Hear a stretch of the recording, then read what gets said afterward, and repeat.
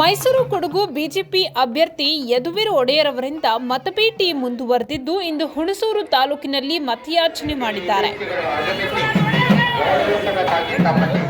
ಮೊದಲಿಗೆ ಗದ್ದಿಗೆ ಕೆಂಡಗಣ್ಣಸ್ವಾಮಿ ದೇಗುಲಕ್ಕೆ ಭೇಟಿ ನೀಡಿದ ಯದುವೀರ್ಗೆ ಬಿಜೆಪಿ ಕಾರ್ಯಕರ್ತರಿಂದ ಅದ್ದೂರಿಯಾಗಿ ಸ್ವಾಗತ ಕೋರಲಾಯಿತು.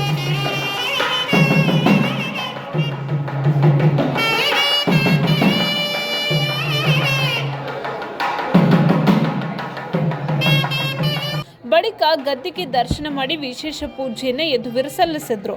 ಇನ್ನು ಪ್ರಚಾರದ ವೇಳೆ ಜೆಡಿಎಸ್ ಮುಖಂಡರಾಗಲಿ ಕಾರ್ಯಕರ್ತರಾಗಲಿ ಕಾಣಿಸಿಕೊಳ್ಳಲಿಲ್ಲ.